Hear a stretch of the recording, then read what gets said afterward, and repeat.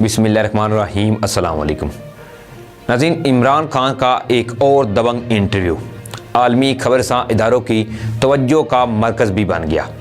टेढ़े सवालात के खुलकर जवाबात दिए और पाकिस्तान के अवाम जो है वह अपने मुंतखब वज़ीर-ए-आज़म पर फ़ख्र करने लगे।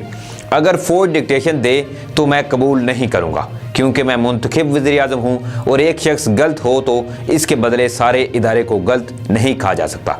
नवाज शरीफ मुंतखब वज़ीर-ए-आज़म थे तो इन्होंने इस्तीफ़ा क्यों दिया?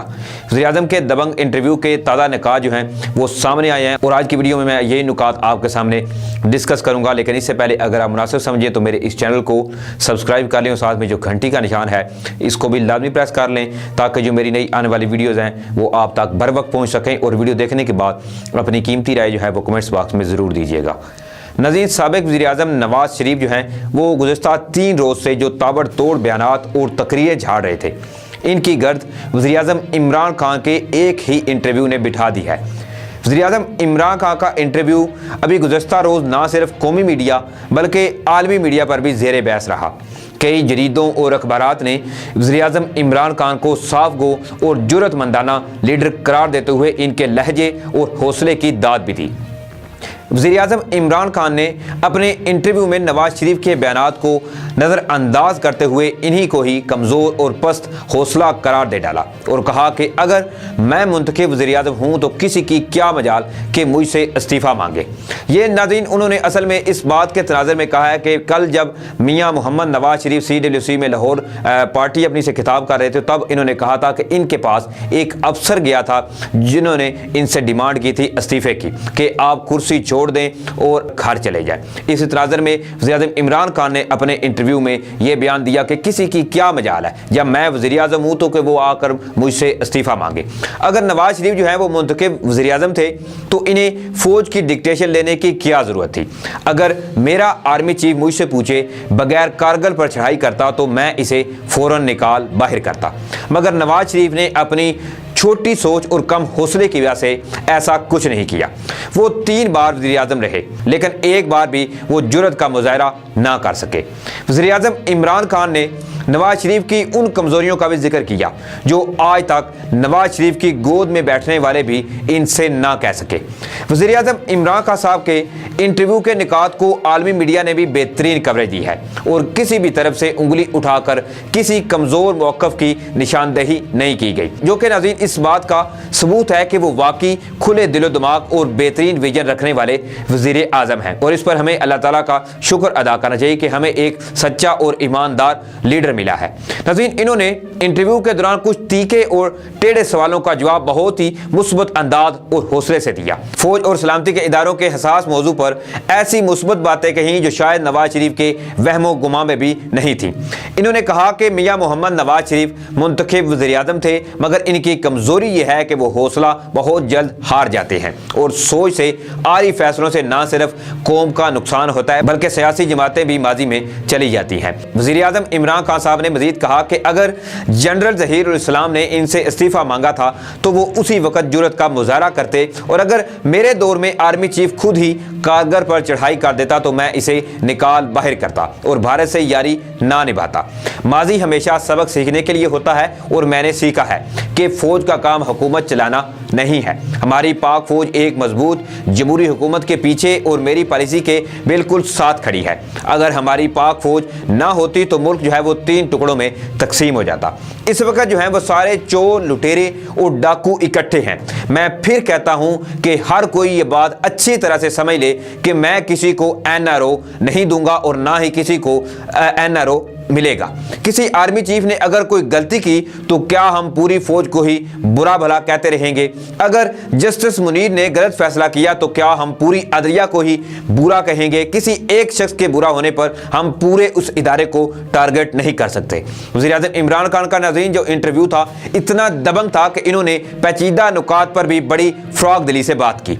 वो कहते हैं कि अगर जमहूरियत मुल्क को नुकसान दे रही है तो इसका मतलब ये नहीं कि मार्शल लॉ आ जाए। انہوں نے میاں محمد نواز شریف کو کھری کھری سناتے ہوئے کہا کہ سب کچھ میرے سامنے ہے کہ کس طرح جنرل جیلانی نے ان کو انگلی سے پکڑ کر چلنا سکھایا اور سیاست سکھائی۔ وہ کاروباری آدمی تھے، سرکاری دفاتر کے سامنے پھلوں کے ٹوکرے رکھتے رہے اور جنرل جیلانی کے لیے سریا لگا کر ایک دم وزیر خزانہ بن گئے اور خود کو آج تک جمہوری سمجھتے ہیں۔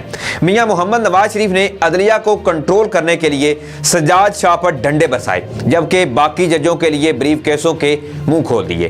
وہ فوج کو کنٹرول کرنا چاہتے تھے، جب کنٹرول نہ ہوا تو خود جمہوریت کے چیمپئن بن گئے۔ اگر کوئی مجھ سے استعفیٰ مانگے تو میں اس سے مانگ لوں گا، مگر اس قدر بزدلی نہیں کروں گا کہ وہ سری لنکا جائے اور میں اس کو نوکری سے ہی نکال دوں۔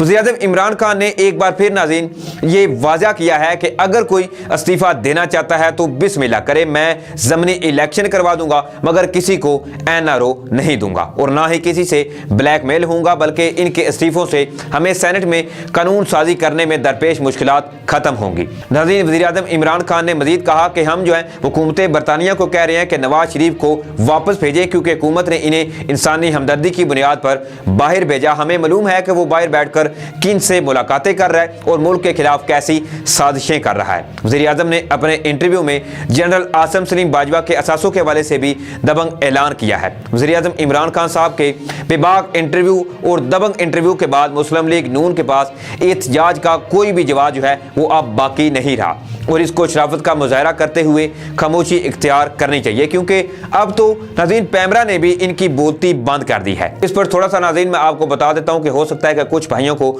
نہ پتا ہو کہ کل جب میاں محمد نواز شریف نے ایک بار پھر سے لاہور میں CWC سے خطاب کیا تھا، تو تب پھر ایک بار پھر سے میاں محمد نواز شریف نے فوج، اداروں اور ہماری عدلیہ کو ٹارگٹ کیا تھا اور بے باک حملے کیے گئے تھے۔ پہلے تو پاکستان آرمی یا وزیر اعظم عمران خان نے ان کی تقریر پر کوئی نوٹس نہیں لیا تھا، لیکن کل باقاعدہ پیمرا کی جانب سے ان کی تقریر پر پابندی لگا دی گئی ہے، جو کہ میاں محمد نواز شریف اور ان کی بیٹی مریم نواز کے لیے کسی 440 ووٹ کے جھٹکے سے کام نہیں ہے، کیونکہ یہ جب بھی تقریر کرتے تھے تو ان کے منہ سے صرف اداروں کے خلاف بغض اور عدلیہ کے خلاف بغض ہی نکلنا تھا، بجائے الٹا انہوں نے ہمارے پاکستان کے جو راز ہیں، جب کوئی وزیر اعظم حلف لیتا ہے تو وہ اس بات کا اقرار کرتا ہے کہ وہ پاکستان کے سیکرٹ وہ آگے نہیں کرے گا، افشا نہیں کرے گا، جس سے کسی ملک کی سلامتی کو نقصان ہو۔ لیکن کل میاں محمد نواز شریف نے پریس کانفرنس کے دوران کچھ ایسی باتیں کہی جو کہ پاکستان کے لیے سلامتی کے لیے اور پاکستان کے جو سیکرٹ ہیں ان کے لیے انتہائی خطرناک ہے۔ جبکہ دوسری جانب ناظرین نیب نے سابق وزیر اعظم کی جائیدادوں کے حوالے سے بھی کچھ نئے انکشافات کرنے کا سلسلہ شروع کر دیا ہے۔ سیاسی تجزیہ نگاروں کا کہنا ہے کہ حکومت کی بہترین پالیسیوں کی بدولت مسلم لیگ نون کی حکومت ہر میدان میں پسپا ہوتی ہوئی نظر آ رہی ہے۔ اگر صورتحال اسی طرح رہی تو مسلم لیگ نون اور نواز شریف کا مستقبل وہ انتہائی بھیانک ہوگا۔ اس وقت تک تو مسلم لیگ نون گرفتاریوں پر احتجاج کو جاری رکھنے کا عندیہ دے رہی ہے، تاہم بہت جلد ممکن ہے کہ اکیلی مسلم لیگ نون کی احتجاجی تحریک وہ اپنا دم توڑ دے گی۔ تو دیکھتے ہیں ناظرین آنے والے وقت میں کیا ڈیولپمنٹ سامنے آتی ہے، اور سب سے اہم بات یہ کیونکہ مریم نواز وہ گجرانوالہ میں جلسہ کرنے والی ہیں، اس جلسے پر انتہائی میڈیا کی اور سب کی نظریں ہیں کہ اس جلسے میں ان کے ساتھ دوسری اپوزیشن پارٹیاں جیسے کہ پیپلز پارٹی ہے، مولانا فضل الرحمان ہے، وہ اس جلسے میں شریک ہوتے ہیں یا نہیں۔ اگر دوسری اپوزیشن پارٹی ہیں اس جلسے میں شریک ہوتی ہیں تو تب یہ پتہ چل جائے گا کہ ان اپوزیشن والوں کا حکومت کے خلاف اگلا لائے عمل کیا ہے، کیونکہ کچھ نہ کچھ تو اس جلسے میں مریم نواز صاحبہ وہ بغض عمران خان میں کچھ تو بولیں گے ہی، یا اگر دوسری جو اپوزیشن پارٹیز ہیں وہ اس جلسے میں شریک نہ ہوئی تو تب سمجھ لیجئے گا کہ نون لیگ وہ محض اکیلی ہے، کہ ان کے ساتھ جو دوسری پارٹیز ہیں اپوزیشن پیپلز پارٹی یا مولانا فضل الرحمان، ان کی آپس میں دراڑ وہ پڑ چکی ہے اور مسلم لیگ نون کی جو احتجاجی تحریک ہے وہ دھبڑ دوز ہو چکی ہے۔ تو ناظرین اس پر آپ کی کیا رائے، اپنی قیمتی رائے وہ کمنٹس باکس میں ضرور دیجیے گا۔ اسی کے ساتھ مجھے اجازت دیں، اپنا خیال رکھیے گا، تب تک کے لیے اللہ حافظ۔